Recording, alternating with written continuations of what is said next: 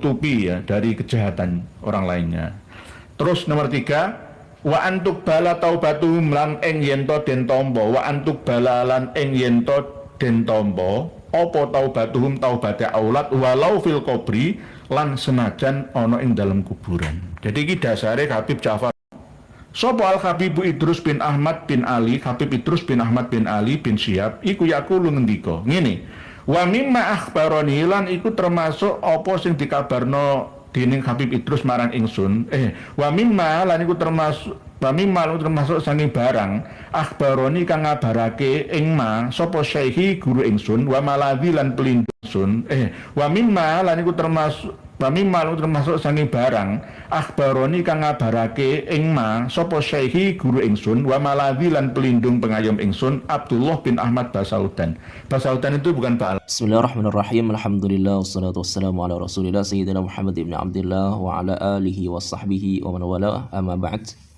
Musyahidin al-kiram, para penyimak pemirsa merhati yang semoga Anda semuanya disehatkan, dilapangkan rezekinya, diberkahi segala aktivitas dan keluarganya oleh Allah Subhanahu wa taala. Kali ini saya ingin meluruskan pernyataan dan framing sesat yang digulirkan oleh seorang tokoh mukimat, Bapak Nur Ihya, yang menyatakan bahwa di antara ajaran para habaib itu mereka bisa bertobat walaupun berada di dalam kuburnya. Mereka bisa bertobat walaupun sudah meninggal dunia.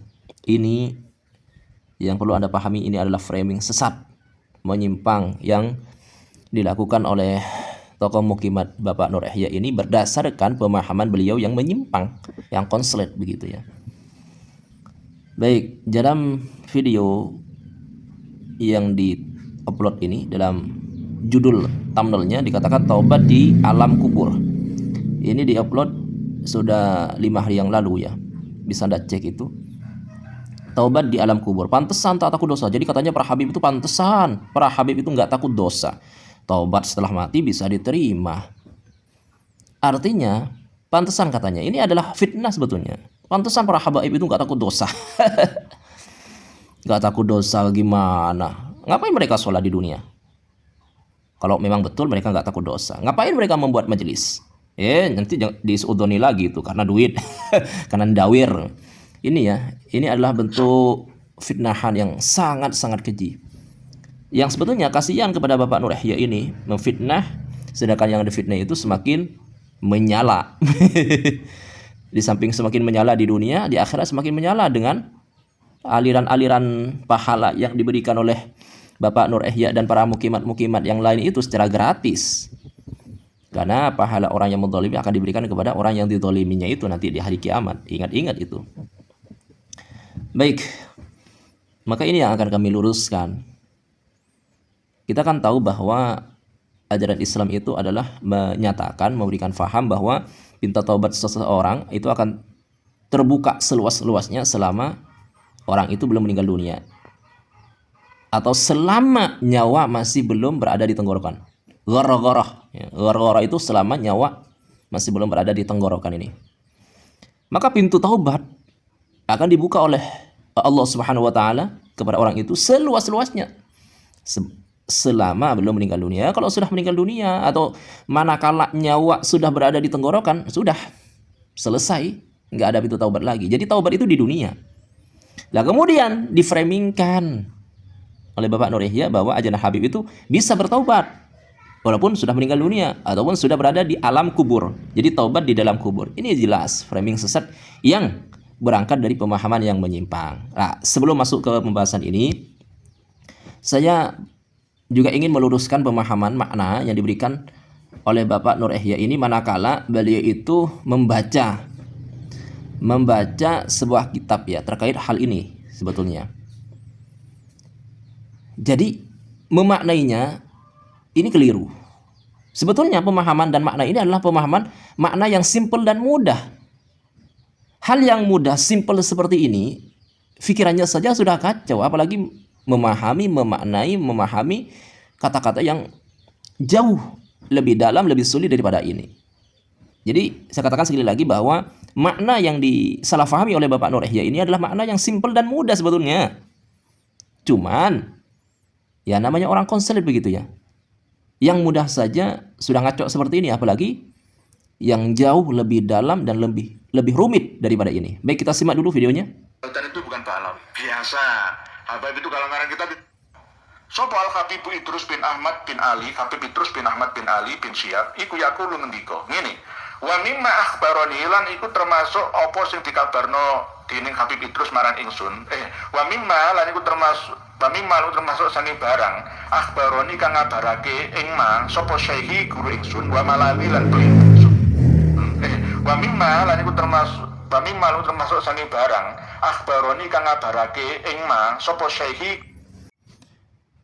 Jadi sangat jelas bahwa Bapak Nur Yahya ini mengartikan wa mimma akhbarani, dan termasuk perkara akhbarah kang mengkhabarkan maring emah. Jadi maf'ul bihnya itu adalah kembali kepada emah. Padahal jelas dan tertulis nyata jelas dalam manuskripnya itu dikatakan akhbarani. Jadi yang menjadi maf'ul bihnya itu bukan emah, tapi ninya itu yaul mutakallim yang dipisah oleh nun wiqayah. Nunnya itu namanya nun wiqayah. Itu yang menjadi maf'ul bih. Jadi cara memaknainya wa mimma dan termasuk perkara akhbar yang mengkhabarkan ni maring ingsun begitu, bukan maring emma. Ini adalah pemahaman makna yang menyimpang.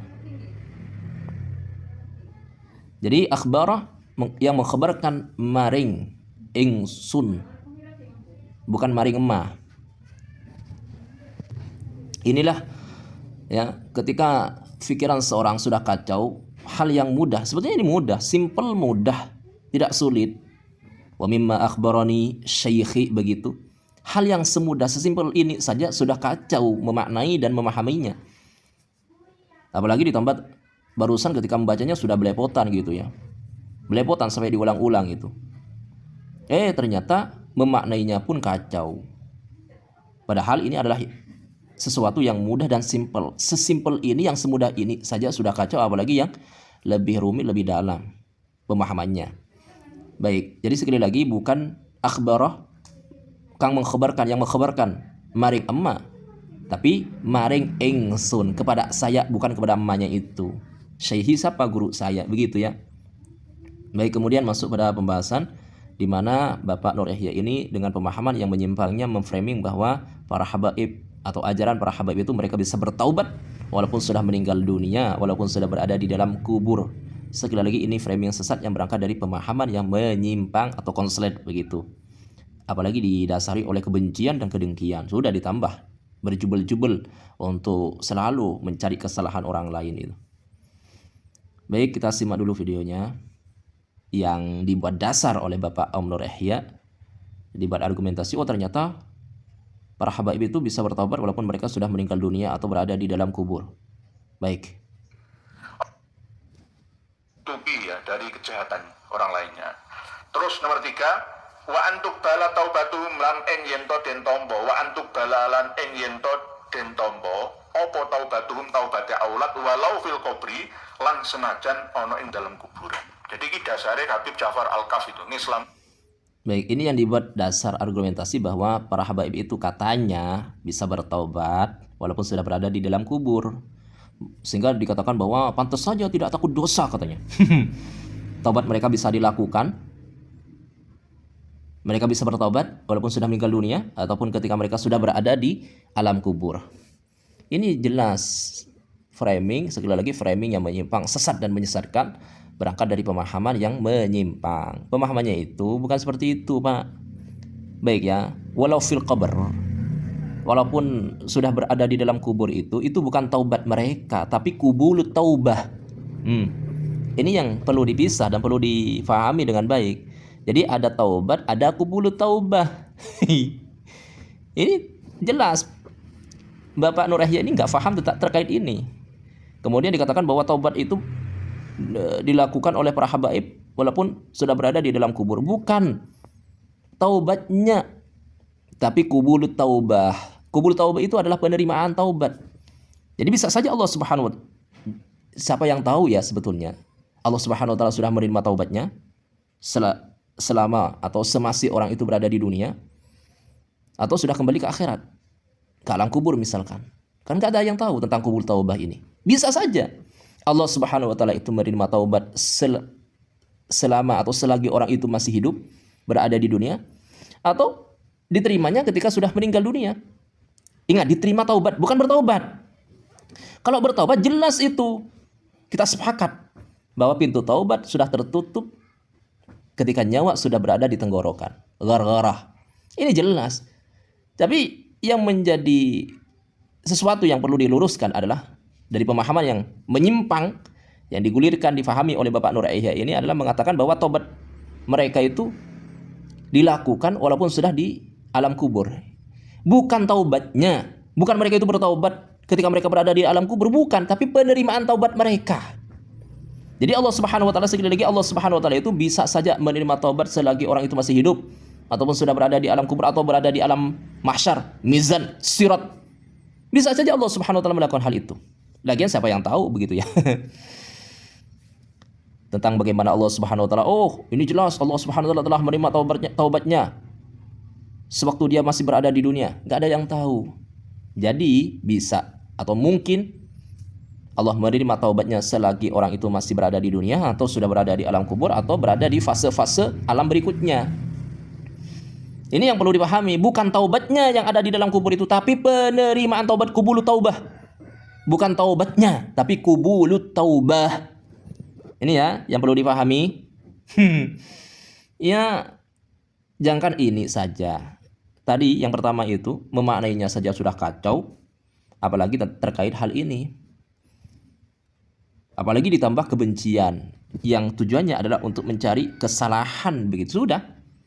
Ketika sudah obsesinya adalah mencari kesalahan, ditemukan kesalahan, peluang kesalahan sedikit, dan hal itu sebetulnya berangkat dari pemahaman yang menyimpang, sudah langsung saja digulirkan kemudian disebarluaskan tanpa mendalami lebih jauh, mendalami lebih dalam, memahaminya lebih lengkap begitu ya. Ingat bahwa yang dijelaskan dalam kitab itu bukan mereka bertaubat di alam kubur, tapi penerimaan taubat. Bedakan ini antara bertaubat di dalam kubur dengan diterimanya taubat di alam kubur. Bedakan. Baik, demikian. Semoga Allah Subhanahu wa taala menjaga diri kita, menjaga keluarga kita, terkhusus anak keturunan kita dari pemahaman-pemahaman yang menyimpang yang tidak sesuai dengan ajaran Ahlussunnati wal Jamaati. Hadza minni wal afu minkum wallahu a'lam bis-shawab.